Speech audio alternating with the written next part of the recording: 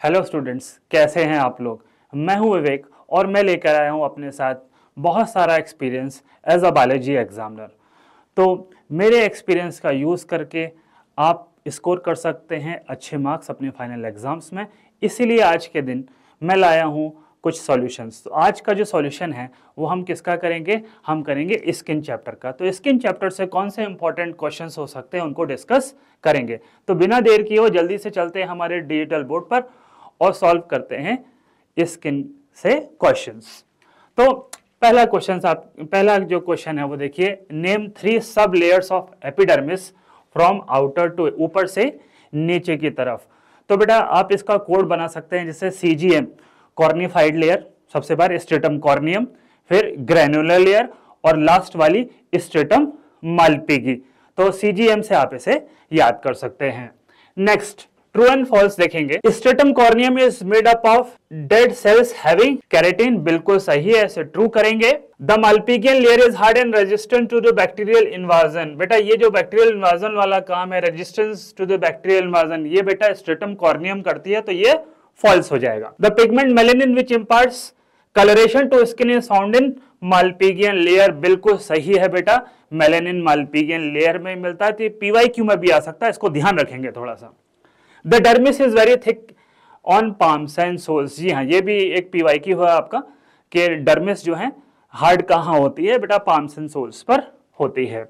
Next question number 3, statement given below have some part printed in bold face in case these parts are incorrectly write. अगर ये part जो bold में दिए गए हैं ये अगर गलत आपको लगे तभी आपको इन्हें सही करना है, अगर ये सही लगता है तो इनको ऐसे ही छोड़ देना है। तो देखिए, ऑल मैमल्स आर एक्टोथर्मल, बेटा आपको एंडोथर्मल वर्ड लगाना है, तो एंडोथर्मल लिखेंगे। ऑल मैमल्स आर एंडोथर्मल्स यानी कि warm blooded. Next, hibernation is also known as summer sleep, बेटा हाइबरनेशन समर स्लीप नहीं है, एस्टिवेशन को समर स्लीप कहते हैं। तो अगर हम इसे करेक्ट करें तो समर स्लीप की जगह हम विंटर स्लीप करेंगे, बिकॉज हाइबरनेशन का जो अडाप्टेशन है वो विंटर का अडाप्टेशन है। Human body temperature is normally 98.6 degree Fahrenheit, 37 degree Celsius, ये एकदम सही है, तो इसमें कोई चेंज नहीं करेंगे। Vigorous activity in cold day overheats you, vigorous activity, आप बहुत ज्यादा एक्सरसाइज कर रहे हैं, बहुत ज्यादा विगरस एक्टिविटी, स्ट्रेनस एक्टिविटी कर रहे हैं तो आपकी बॉडी ओवरहीट हो जाएगी, नहीं, वार्म्स यू, तो यहां पर लिखना है warms you. Next, the principal heat regulating centre is located in the thyroid, जी नहीं बेटा, हम जानते हैं कि हाइपोथैलेमस होता है थर्मो रेगुलेशन के लिए रेस्पॉन्सिबल, तो यहां पर क्या लिखेंगे, hypothalamus. Next, increase body heat causes vasoconstriction, बेटा इंक्रीज्ड बॉडी हीट है तो हमारी बॉडी को क्या है, हीट निकालने की जरूरत है, तो हमारी स्किन के आउटर सरफेस पर ब्लड को बढ़ाया जाएगा और वो जब होगा जब वैसो डायलेशन हो, तो यहां पर वैसो कॉन्स्ट्रक्शन को हटाकर हम वासो डायलेशन कर देंगे। Next, facial hairs in human contribute to sex differences, actually यहां पे sexual dimorphism is the right word जो यहां पर होना चाहिए था, बट सेक्सुअल डिफरेंस भी चलेगा, यानी कि फेशियल के जो हेयर्स हैं, मुस्टैचेस एंड बियर्ड, इनसे हमें डिफरेंस मेल और फीमेल में पता चलता है, तो बिल्कुल सही है, इसमें कोई चेंज नहीं करेंगे। नेक्स्ट, क्वेश्चन नंबर 4 आपकी स्क्रीन पर, which one of the following pair include abnormal condition of skin pigmentation. तो स्किन पिगमेंटेशन में एबनॉर्मल कंडीशंस आपकी बुक में 2 दी हैं बेटा, ल्यूकोडर्मा एंड एल्बाइनिज्म। आगे चल के हम इनके डिफरेंस भी डिस्कस करेंगे। हम किसको चुनेंगे, leucoderma and albinism, option number 2। Next, question number 5 on your screen, sense organ which belong to the integumentary system. तो बेटा स्टार्टिंग का पेज नंबर 1 पे ही लाइंस लिखी हुई हैं कि skin is a part of integumentary system, so integumentary system का part है स्किन हमारा, ठीक है। Next, which of the following tissue stores fat in the lower part of the dermis, lower part of the dermis में कौन सा structure जो है फैट स्टोर करता है। तो बेटा बता दूं आपको, जो एडिपोस टिश्यू होते हैं उनका काम है फैट स्टोर करना, तो क्या चुनेंगे, adipose tissue. Next, question number 7, visible part of hair. So बेटा कुछ पार्ट हेयर का स्किन के अंदर होता है, ठीक है, कुछ पार्ट स्किन के बाहर होता है जो हमें दिख रहा होता है। जो पार्ट हमें दिख रहा होता है बेटा उसे हम बोलते हैं हेयर शाफ्ट, तो हम हेयर शाफ्ट को यहां पर चुनेंगे। Next question, question number 8 on your screen, principal heat regulating centre in your body. थोड़ी देर पहले मैंने बताया था हीट रेगुलेशन जो है, थर्मो रेगुलेशन जिसे बोला जाता है, वो हाइपोथैलेमस करता है। तो हाइपोथैलेमस यहां करेक्ट ऑप्शन हमारा हो जाएगा। Next question number 9, the activity of mammary gland is related to which reproductive hormone. अगर आप अच्छे से सेलिना बुक पढ़ेंगे अपनी, तो उसमें प्रोलैक्टिन एक वर्ड दिया हुआ है, प्रोलैक्टिन हार्मोन। तो यहां पर जो मेमोरी ग्लैंड में जो एक्टिविटी होती है, ठीक है, जो मिल्क प्रोडक्शन होता है, वो प्रोलैक्टिन हार्मोन की वजह से होता है। तो हम यहां पर प्रोलैक्टिन हार्मोन चुनेंगे। Next question on your screen now, contraction of dash muscles pulls hair to somewhat vertical position. करीबन वर्टिकल, बिल्कुल स्ट्रेट तो नहीं, लेकिन हाँ करीबन vertical, almost vertical. So the contraction of dash muscles, बेटा इरेक्टर मसल्स लिखा हुआ है, इनको कभी कभी इरेक्टर पिली मसल्स भी कहते हैं, बट अगर आप इरेक्टर मसल्स लिख दोगे तो भी सही हो जाएगा। The oily secretion of dash makes the skin waterproof. Oily secretion क्या होता है बेटा? सीबम होता है। तो oily secretion sebum makes the skin waterproof. Next, dash of the skin is composed of flattened dead sales. Flattened dead sales सबसे बाहर की लेयर जो स्ट्रेटम कॉर्नियम है उसमें आपको देखने को, या कॉर्नियोफाइड लेयर में देखने को मिलेंगे। तो आप स्ट्रेटम कॉर्नियम लिखिए या कॉर्नियोफाइड लिखिए, कॉर्नियोफाइड लेयर लिखिए, दोनों ही सही है। तो यहां पर हम लिख सकते हैं cornified layer of the skin is composed of flattened dead cells. Hard part of the nail is termed at. बेटा जो नेल का हार्ड पार्ट होता है उसको प्लेट कहते हैं, तो यहां पे हम प्लेट भरेंगे। Dash gland open on the margins of the eyelids. बेटा सबसे लास्ट में जो मॉडिफिकेशंस हैं, जो डेरिवेटिव्स ऑफ द स्किन है, वहां पे आपको देखने को मिलेगा अपनी बुक में। तो आईलैशेस के जो मार्जिन्स होते हैं बेटा, वहां पे मिबोमियन ग्लैंड लिखी हुई है, तो मिबोमियन ग्लैंड आपका आंसर है यहां पर। Question number 11, correct the following statement by changing the first और द लास्ट वर्ड। फर्स्ट या लास्ट वर्ड को चेंज करके आपको इसको करेक्ट करना है। तो चलिए पढ़ लेते हैं फटाफट। Keratin protects us from ultraviolet rays. Keratin का काम है बेटा वाटर प्रूफ करना हमारी स्किन को, लेकिन ये जो अल्ट्रावायलेट रेज से प्रोटेक्शन है, ये बेटा कहां मिलेगा आपको, किसकी वजह से मिलेगा? या मेलेनिन पिगमेंट की वजह से मिलेगा। तो बेटा जहां पर इक्वेटर पर सन डायरेक्टली शाइन करता है ना, वहां पे ज्यादा यूवी रेज आने का चांसेस होते हैं, इसलिए इक्वेटर के आसपास रहने वाले लोग डार्क स्किन टोन के आपको देखने को मिलेंगे, क्योंकि उनमें मेलेनिन का प्रोडक्शन ज्यादा होगा, क्योंकि वहां पे यूवी रेज से प्रोटेक्शन ज्यादा जरूरत है। Vitamin E can be synthesized when skin is exposed to sunlight. जी नहीं बेटा, विटामिन डी सिंथेसाइज होता है लाइट के प्रेजेंस में। Black heads are caused due to hormonal influence and inflammation of sebaceous gland. यहां पे आपको एक्नी लिखना है, acne. So acne are caused due to hormonal influence and inflammation of sebaceous gland. Ceruminous glands are modified sweat gland. बेटा ceruminous glands कौन सी होती हैं? जो हमारे कान में जो वैक्स होता है उसको सेरुमिन कहते हैं, तो उसको सिक्रेट करने वाली ग्लैंड्स हैं ceruminous glands. So these are modified sebaceous gland. बेटा sebaceous gland है वो modified. Optimum temperature for enzymatic activity is 41 to 45 degree Celsius. बेटा ये बिल्कुल गलत है, क्योंकि 40 डिग्री सेल्सियस के ऊपर प्रोटीन डिनेचर हो जाएगा और एंजाइमेटिक एक्टिविटी बंद हो जाएगी। तो अकॉर्डिंग टू योर बुक आप 35 टू 40 डिग्री सेल्सियस यहां पर लिख सकते हैं। Define, question number 12, define the following terms. तो हम कुछ टर्म्स लिखे, इनको डिफाइन करेंगे, जल्दी से कर ले। Piloerection, what is piloerection? Lifting of hair by contraction, because of contraction of erector muscles is known as piloerection. Heat stroke, it is a condition when, ये कैसी कंडीशन है बेटा जिसमें क्या होगा, पता लगा हमारा स्वेट कम बन रहा है लेकिन उसका इवेपोरेशन रेट ज्यादा है, means production of sweat is not able to maintain the pace with evaporation. इस केस में क्या होगा, हमारी बॉडी हीट हो जाएगी और हमारी बॉडी में फीवर वगैरह के चांसेस देखने को मिल सकते हैं। So what is the definition of heat stroke? It is a condition when sweat production is not able to maintain the pace with sweat evaporation. ठीक है, तो ये हीट स्ट्रोक होगा, वहां पर हीट स्ट्रोक होगा क्योंकि थर्मो रेगुलेशन फेल हो जाएगा वहां पर। Next, perspiration. It is the process of sweating as a result of thermoregulation of body. So sweating होना because of thermoregulation process is known as perspiration. Stratum malpighi, it is the innermost layer of skin. Stratum malpighii में भी ध्यान रखें जो epidermis है उसकी layer की बात यहाँ पर होता है, innermost layer of epidermis. Question number 13, distinguish between leucoderma जिसको हम विटिलिगो भी कहते हैं और अल्बाइनिज्म. तो इसमें आपको डिफरेंस लिखना है.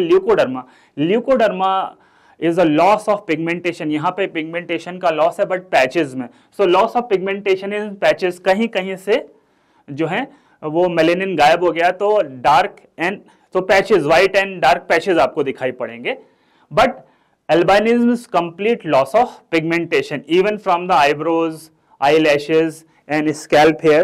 Okay, so this is the condition. Now cold-blooded and warm-blooded.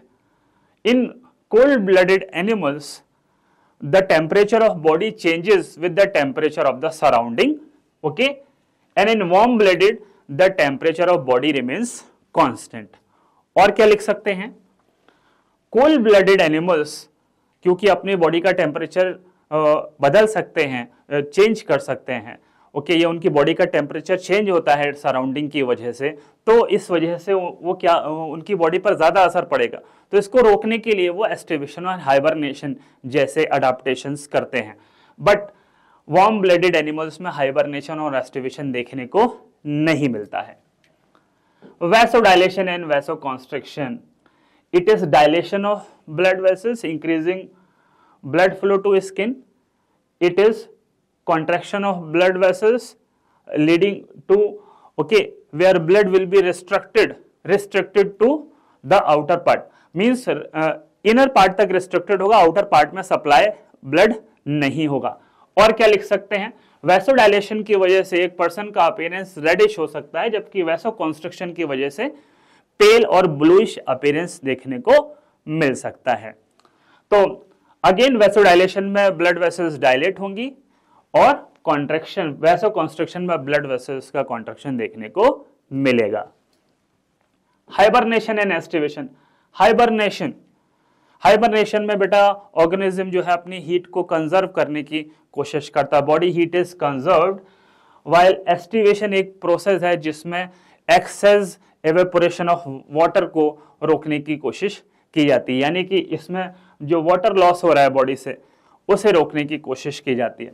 So this is hibernation is winter sleep, aestivation is summer sleep. Pimples, बेटा पिंपल्स कब होंगे, पिंपल्स जब होंगे जब अक्यूमुलेशन होगा सीबम का और उसमें बैक्टीरियल इन्फेक्शन होगा. So it is caused by accumulation of sebum and bacterial infection.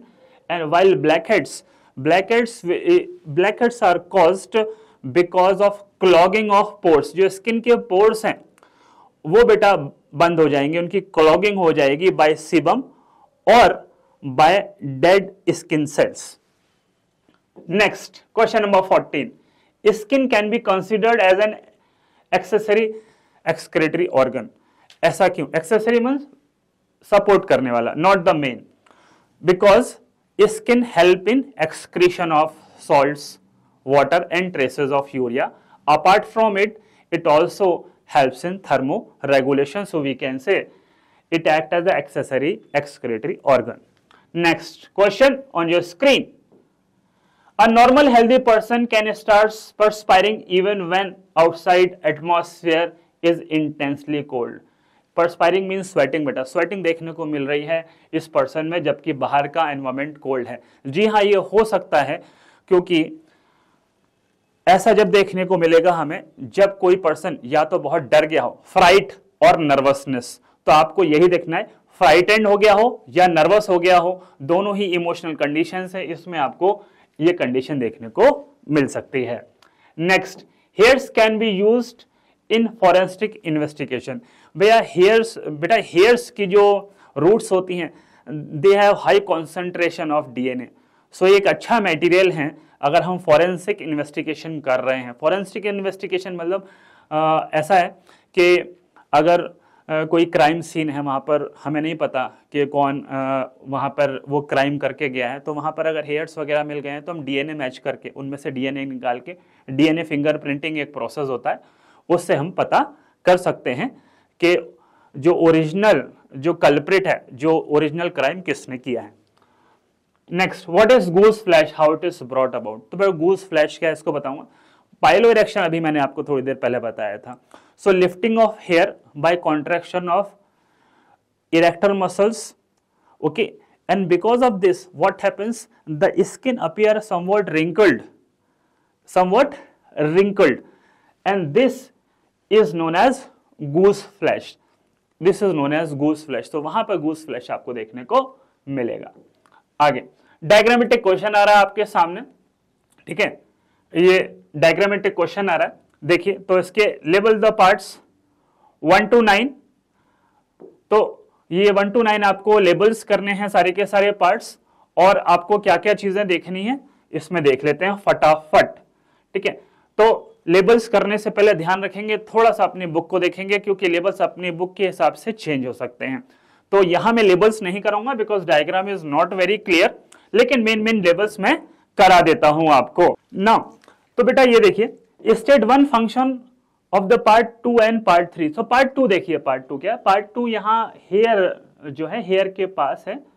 तो बेटा ये हेयर के पास, हेयर को नरिश करने के लिए, हेयर को स्मूथ रखने के लिए सेबेसियस ग्लैंड होती है। तो part 2 is sebaceous gland and part 3 ये जो ऐसे गई है, पार्ट 3 इज स्वेट ग्लैंड। तो ये स्वेट ग्लैंड है, तो हमने लेबल कर दिया है इसको।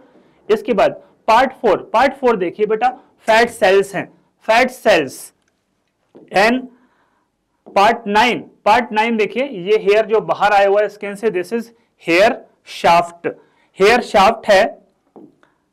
Name the protein present in part 1। Part 1 को देखिए बेटा, पार्ट 1 ये आउटर मोस्ट लेयर है स्ट्रेटम कॉर्नियम, तो इसमें प्रोटीन होगा कैरेटीन। और बेटा ये देखिए, name the pigment present which gives colour to skin. Melanin pigment होता है बेटा जो स्किन को कलर देता है। Name the fluid secreted by part 3। Part 3 बेटा देखिए स्वेट ग्लैंड है, तो इससे स्वेट सीक्रेट होगा। क्वेश्चन नंबर 3 आपकी स्क्रीन पर आने वाला है। सो नेक्स्ट क्वेश्चन आपकी स्क्रीन पर students, figure a and b. तो फिगर ए एंड बी, आपको 2 फिगर्स दी हुई है, आपको पहचानना है और अपने आंसर्स देने हैं। तो आपको बेटा कैसे पहचानेंगे, आपको जहां पे ब्लड वेसल्स बहुत पतली दिख रही है वहां पे वैसो कॉन्स्ट्रक्शन हो रहा है, और जहां पे ब्लड वेसल्स आपको मोटी दिख रही है वहां पे वैसो डायलेशन हो रहा है। तो आपको इस तरीके से इसको आइडेंटिफाई कर लेना है। और उसके बाद देखिए क्या है, name the process and condition shown in figure a and b. तो वो मैंने आपको बता दिया कैसे आपको आइडेंटिफाई करना है। अगर ब्लड वेसल्स फाइन है तो आपका वैसो कॉन्स्ट्रक्शन है, और ब्लड वेसल्स अगर आपको मोटी मोटी दिख रही हैं तो that is vaso dilation. During what climatic condition do this process अकर। बेटा वैसो कॉन्स्ट्रक्शन जो है हीट रिटेन करने के लिए, हीट को कंजर्व करने के लिए होता है, तो ये कोल्ड क्लाइमेट में होगा, जबकि वैसो डायलेशन हीट को रिलीज करने के लिए होता है। तो ये हॉट कंडीशन में आपको देखने को मिलेगा डायलेशन। सो वैसो डायलेशन आपको हॉट कंडीशंस में देखने को, हॉट वेदर में देखने को मिलेगा। What colour do you see in the facial appearance of the person during the situation. क्या देखने को मिलेगा, तो बेटा जब वैसो कॉन्स्ट्रक्शन होगा तो पर्सन का जो फेस है वो पेल यानी कि हल्के रंग का हो जाएगा, और साथ में और क्या देखने को मिलेगा, ठीक है, और हल्का सा ब्लूइशनेस भी आ सकती है। साथ में ही अगर वैसो डायलेशन है तो वैसो डायलेशन में ज्यादा ब्लड फ्लो करेगा आउटर स्किन की तरफ, तो यहां पर जो आपका फेस है वो रेडिश नजर आएगा। Do the situation occur due to emotional cause, yes और नो। यस, ऐसी कंडीशन इमोशनल स्ट्रेस में दिखाई पड़ सकती हैं, जैसे फ्राइट एंड नर्वसनेस। तो फ्राइट एंड नर्वसनेस में ये कंडीशंस दिखाई पड़ सकती हैं। So thank you very much students.